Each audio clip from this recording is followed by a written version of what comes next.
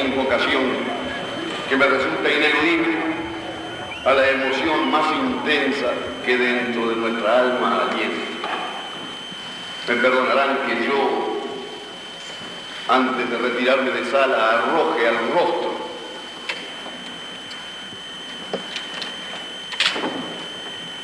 de los autores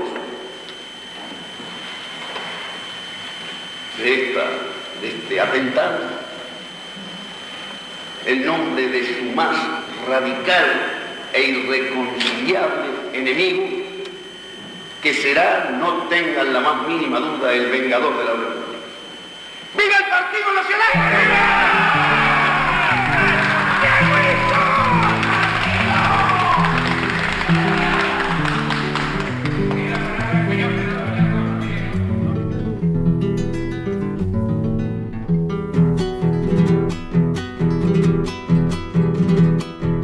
Voló una paloma blanca, blanca, muy blanca, en el cielo voló, y un águila en acecho clavó sus garras, la ensangrentó.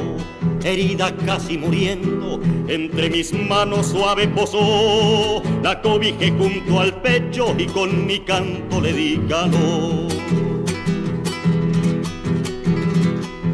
Llevé la paloma herida a un cerro alto y así quedó, con su plumaje erizado, casi sangrando se liberó.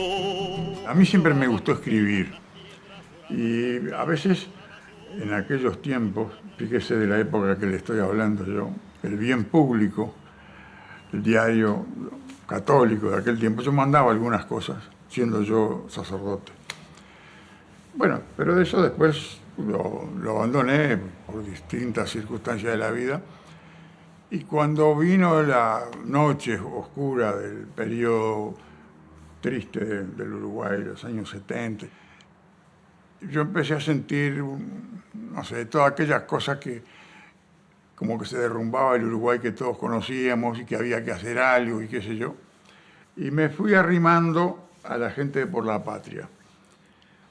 Y empecé a escribir en un semanario que se llamaba Opinión Nacionalista, que sacaba el Movimiento por la Patria.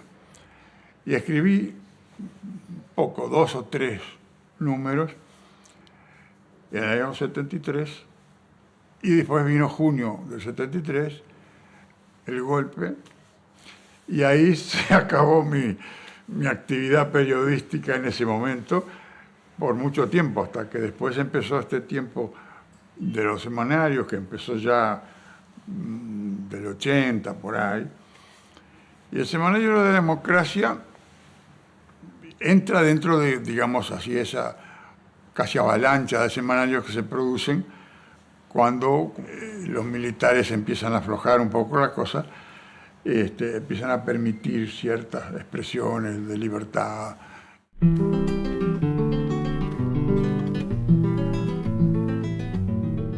Al principio en la democracia era todo a pulmón y muy poco profesional.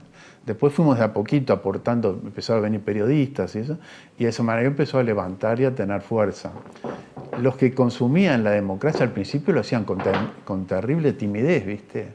En los kioscos, algunos hasta a las escondidas, porque eran épocas duras, eran épocas que no sabías bien qué podía pasar el sábado o el domingo o el mismo viernes cuando estaban tirando en el diario El País. Al pie del diario El País varias veces se llevaron toda la edición, lo cual económicamente nos significaba un problemón. Todo se hacía a pulmón, entonces la dictadura sabía dónde pegaba.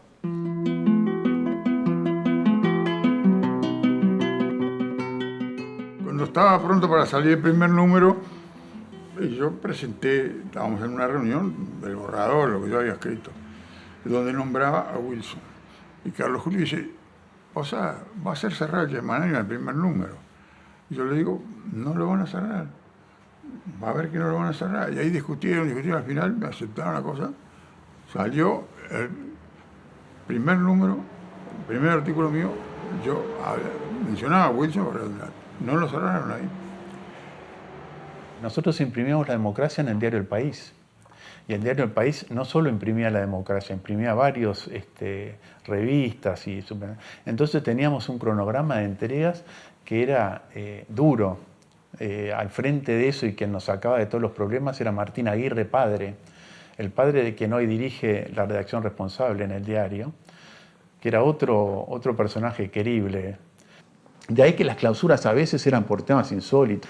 Una de las clausuras que me acuerdo era una foto del nomenclator, el nomenclator de Montevideo en la Rambla, que era Presidente Wilson y Boulevard Artigas. Excusas de esa naturaleza, ¿viste? Y nunca te explicaba muy bien por qué te llevaban. El que siempre se la ligaba pobre era Sumarán, que ya tenía una valijita preparada porque, no sé, pero ya al final lo llamaban simplemente a que se presentara. Y lo tenían 48 horas, a veces lo tenían un tiempo más. Recuerdo la tapa del Rey de España con Wilson. Esa nos costó 6 meses. Clausurado, creo que era el año 83 más o menos.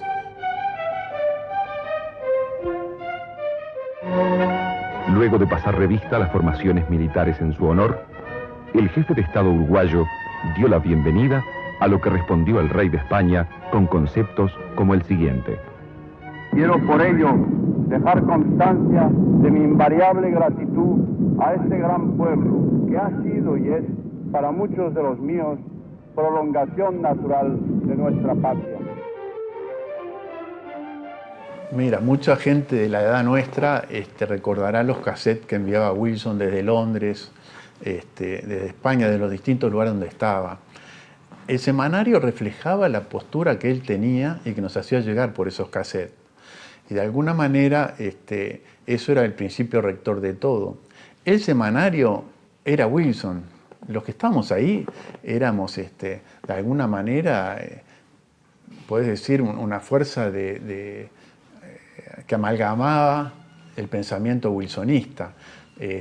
Y aún había gente que no, el sindicalismo, por ejemplo, había gente de ultraizquierda, en culturales había gente que no tenía nada que ver con las raíces blancas.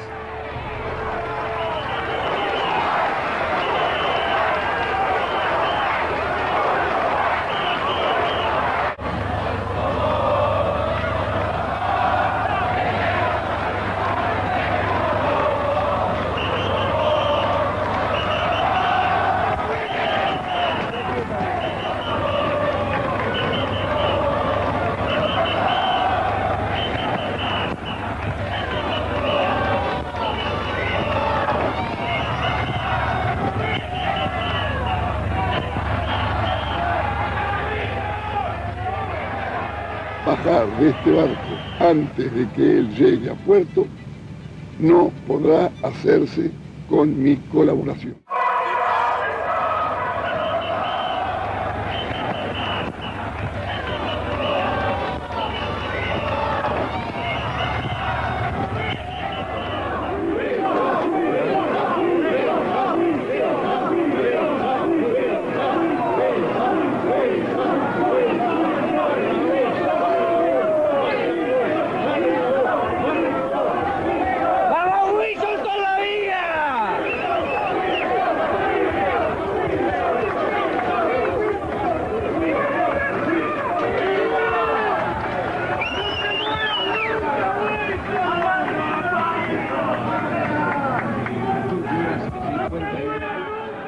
Y esta foto es tomada el 16 de junio, la fecha en que volvía Wilson al Uruguay, y está tomada a bordo del Mar del Plata 2.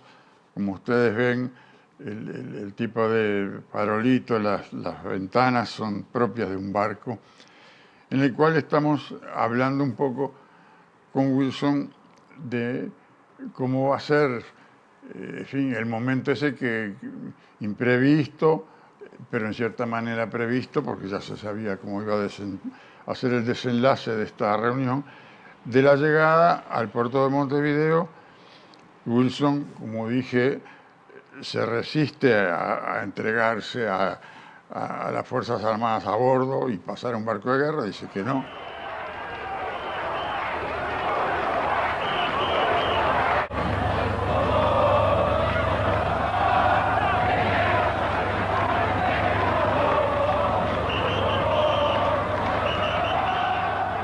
Un día nos convoca Morelli, León Morelli, a una reunión. Estaba Ituño, Sumarán, León Morelli y yo. Y entonces Morelli dice, bueno, yo estuve con Wilson, fui a Trinidad, hablamos de las situaciones, de quién va a ser candidato y qué sé yo qué. Y dice Morelli, y Wilson pregunta si vos, o sea, yo, tendrías un lío muy grande con la iglesia si sos candidato. Y yo le dije, no, yo tendría un lío muy grande con la iglesia, pero además yo no tengo condiciones para ser candidato. Entonces, León le dice a Sumarán, bueno, Wilson dice que si Posadas no, tenés que ser vos. Y Sumarán contesta literalmente, ¿cómo hago para decirle a Angelita? ¿Y qué hago con la democracia? Y yo le contesto, con Angelita no te puedo ayudar. Y la democracia la puedo pasar a dirigir yo. Y así fue. Ahí empecé a ser director del semanario de la democracia. Porque un poco en ese tiempo la cosa era así. No había designación. El tipo que quería saltaba a la trinchera y agarraba el fusil y empezaba la pelea. Una mano no basta, dame las dos, para que muchas cosas no pasen más, nunca más. Agarrémonos fuerte a la democracia, no le reste tus manos, que hay que sumar, que hay que sumar. Los uruguayos sumarán, sumarán, sumarán, por el Partido Nacional, los uruguayos sumarán. Una mano no basta, dame las dos. Los uruguayos votarán al hombre elegido, la imagen de un partido, con la gente de Wilson votarán a Sumarán, votando el Partido Nacional. Esta foto representa un momento que en cierta medida fue histórico. Yo era director del semanario de la democracia y Wilson manifestó que quería dirigir el semanario y naturalmente hicimos el cambio. Y esta es la foto el día de la transmisión de mando, digamos así. En la sede de la democracia está presente don Juan Pío el Devoto, que era una figura consular del partido, Wilson y yo, en el momento en que, bueno, le hago la transmisión de mando, digamos así, de la dirección del semanario a Wilson, que lo dirigió hasta que se murió, porque esa fue la realidad. Wilson murió muy poco tiempo después, como ustedes saben.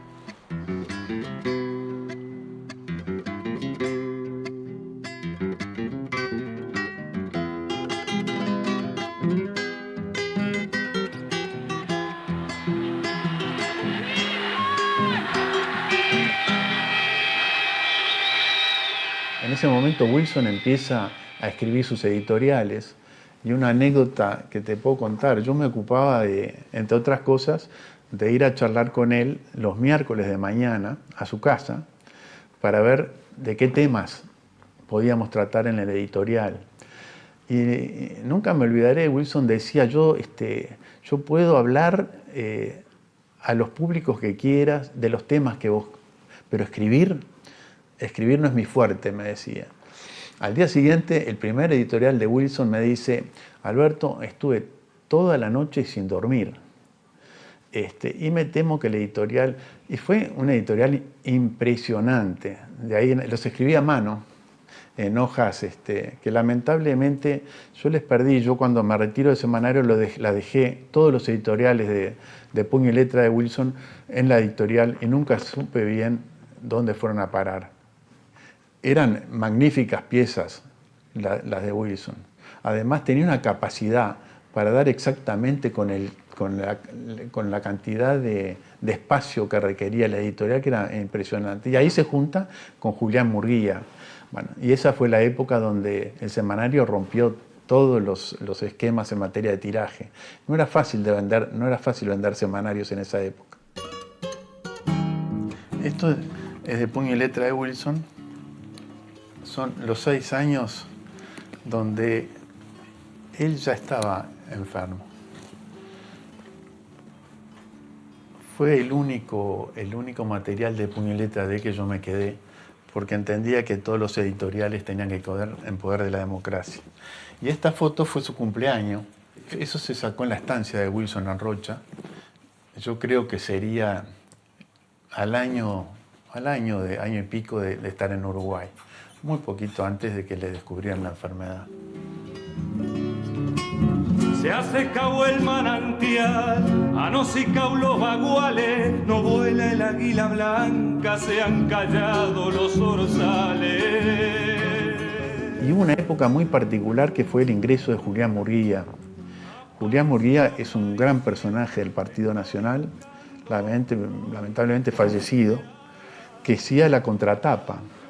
Hubo una época donde Jaque y la democracia, no te digo, subían su tirada básicamente por la contratapa de ambos.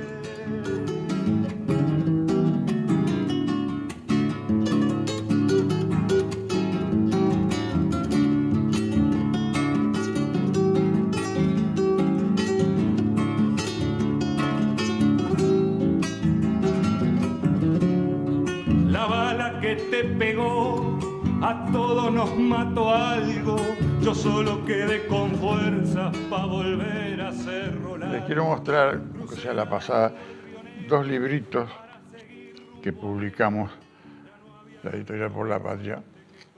Uno es este, que se llama Hoy ya es mañana, que es antes, está fechado, digamos así, entre el plebiscito del 80 y las elecciones. Y reúne artículos que yo escribí en La Democracia, en Jaque, en Opinar y en varios otros semanarios. Y este otro, que yo le tengo cariño especial porque la tapa esta me la hizo Aroza.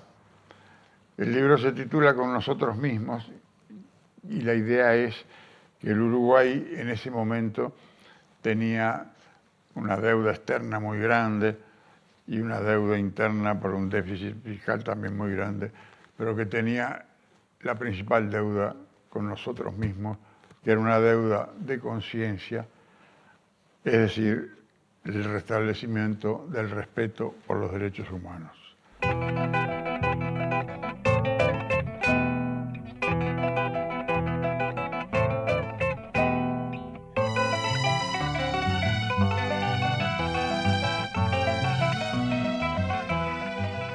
Aquellas épocas se vivieron, las vivió cada uno a su manera y como pudo, y fueron además, después fueron sucediendo episodios que tapan o cubren toda aquella época difícil. Los problemas que después que la dictadura deja el gobierno eran tan grandes que ¿qué importaba? Lo importante era haber recuperado el Parlamento Nacional.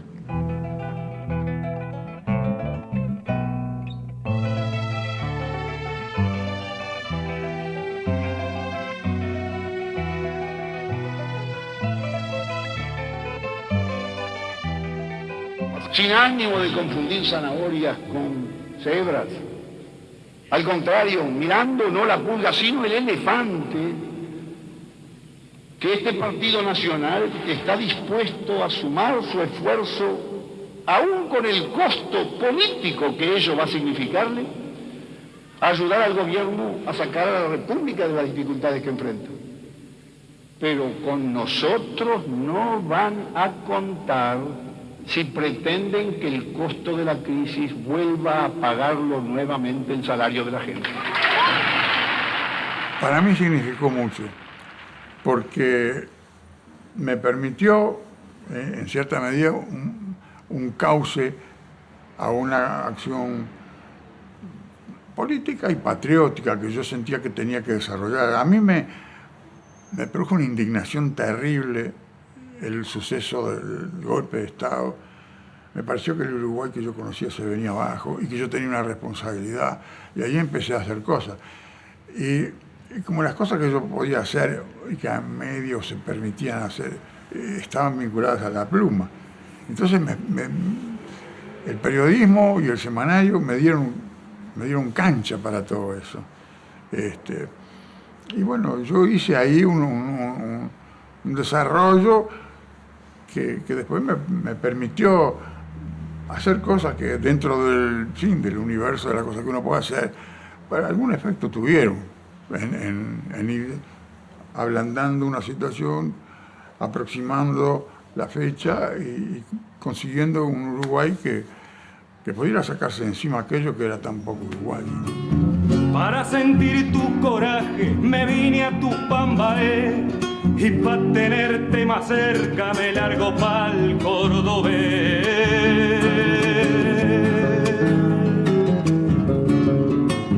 Aparicio, Aparicio, te estoy buscando. ¿Dónde está general? De poncho blanco andarás por el cielo, nadie lo dude. Tu alma se ha vuelto sol, tu poncho nube.